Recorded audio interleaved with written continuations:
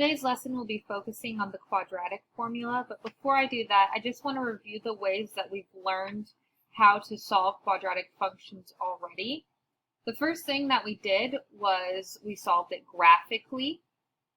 We did this in three different forms. There was vertex form, which looks like this.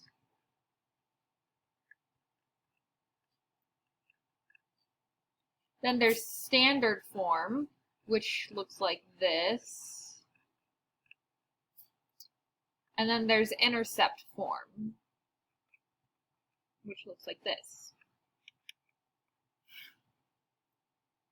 We also solved by factoring.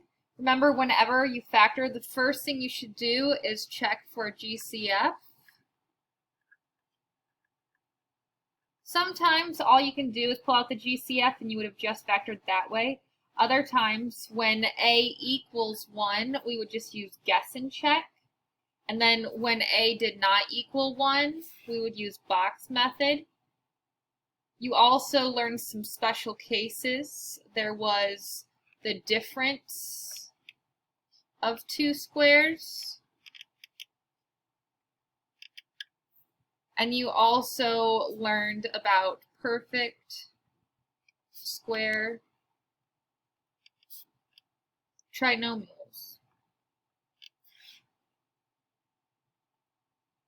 Then we solved using the square root property. This is where we would first isolate the term that's being squared, and then we would take the square root of each side.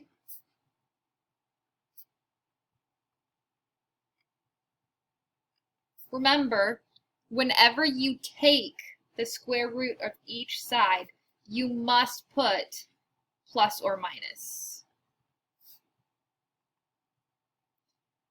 And recently, we discussed how to solve by completing the square. So when you complete the square, the first thing you need to do is get it in the form x squared plus bx. We need to make sure that there's a 1 in front of the x squared. If there was something else here, like a 2 or a 3, you would want to divide every single term by that number. And if there was a constant here, so a number, you would have to move it to the other side of the equation. Once you moved it to the other side, you would add some number to each side of the equation. To get what number you are adding, you would have to do b over 2 squared. So again, this number, whatever that ends up being, would go here. But when you rewrite this trinomial as a binomial being squared, it's going to be x plus b over 2. So what's inside of the parentheses here? If it was a negative 2, you would put a negative 2 here, and negative 2 squared would have been a positive 4, so a positive 4 would have been here. We saw a couple of mistakes completing a square, so I just wanted to make sure I pointed that out. Now, sometimes it can be difficult trying to determine which method is best, and not all of the methods work every single time. You can always graph it to try and find the zeros, but that doesn't always work because sometimes there are no zeros. There's factoring. Factoring does not always work. We've seen instances where we would say not factorable. The square root property we can only use when we're able to isolate the x squared term.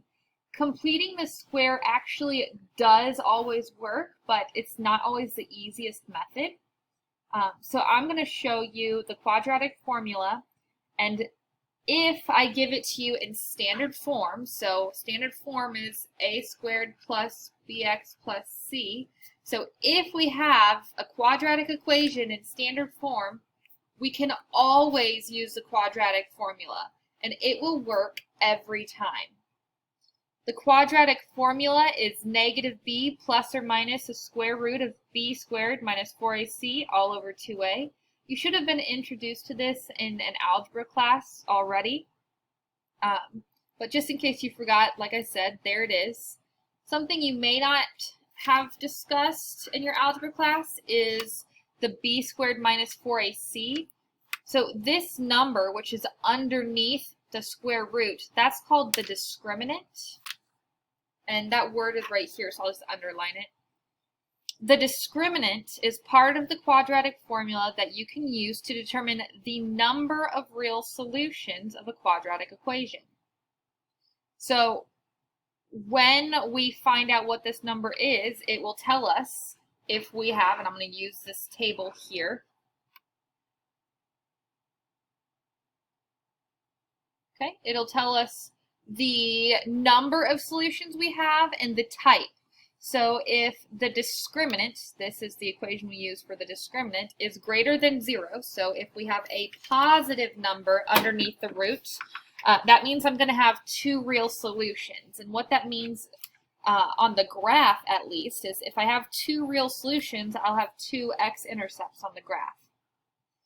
If the discriminant is equal to 0, so we'd have negative b plus or minus the square root of 0 over 2a, well then the x would just be negative b over 2a. We'd have 1 real solution.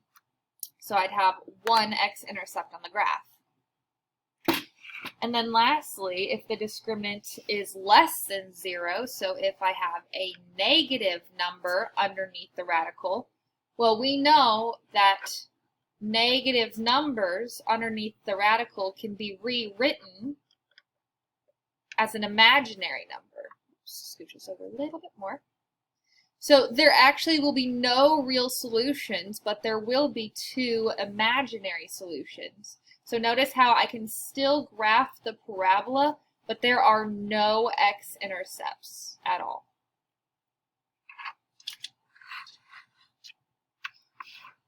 Okay.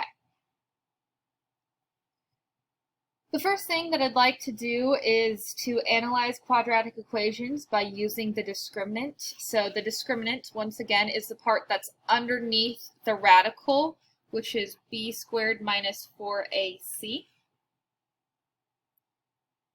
Starting with 1a, when I look at the equation x squared plus 10x equals negative 2, the problem is this is not written in standard form. Standard form looks like this. We have a squared plus bx plus c, and I'm going to want this being set equal to 0. So what I have to do is I need to move the negative 2 over to the other side. So I'm going to add 2 to each side. I have to do the opposite.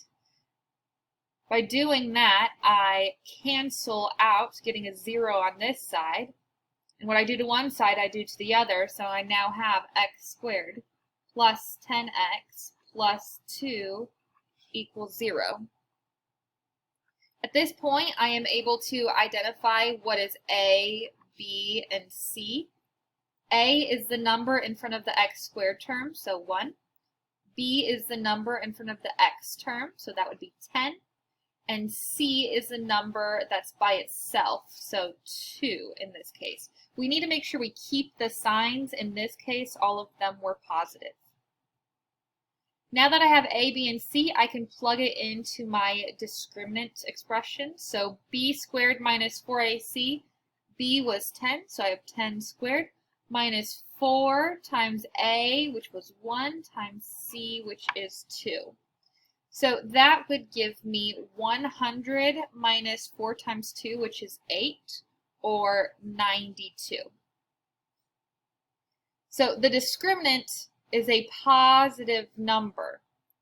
And because it's positive, I know that I'm going to have 2 real solutions.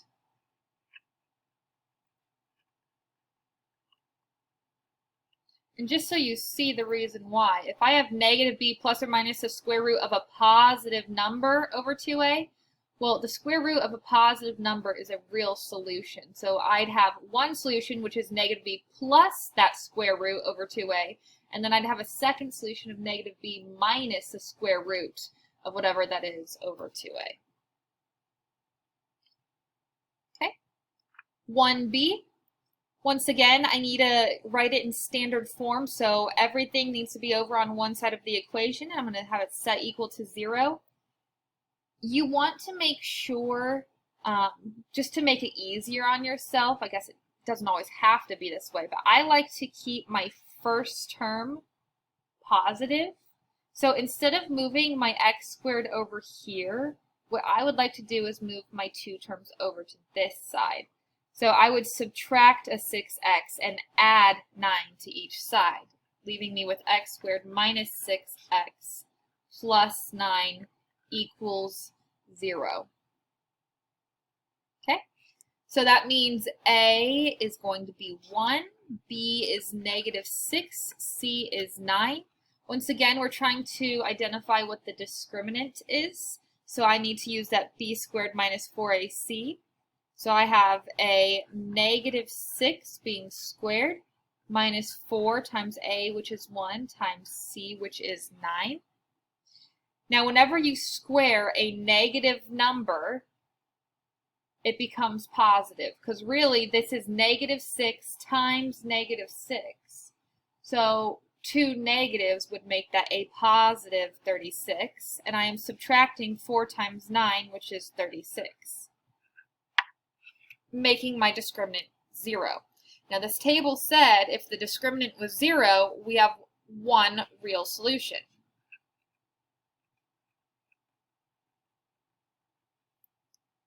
Okay, one real solution.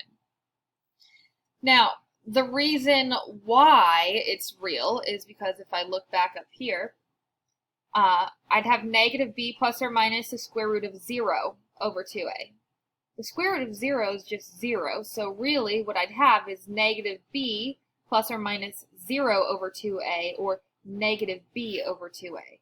Negative b over 2a is just one real solution. 1c, I'm just going to scooch this over. There we go.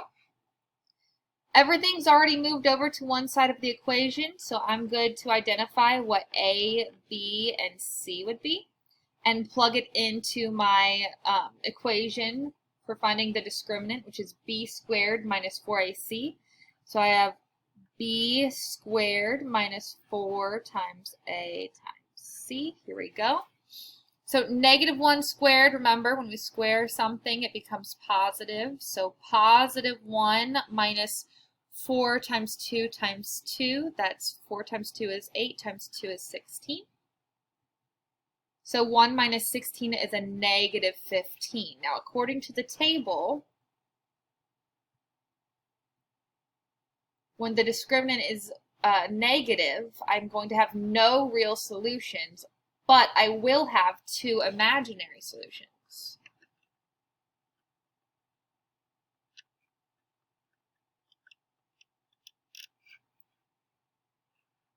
Two imaginary solutions. And again, the reason why, let's just take a look up here, and I already talked about it a little bit. I'd have negative b plus or minus the square root of a negative number over 2a. So that plus or minus is the reason why we have two solutions, and the reason why it's imaginary is because when we take the square root of a negative number,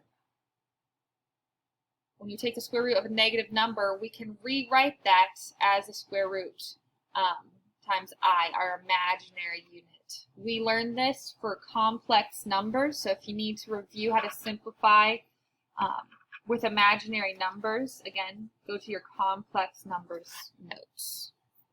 In the next video, we'll be doing the page 2 of the note-taking guide, which is actually solving by using the quadratic formula.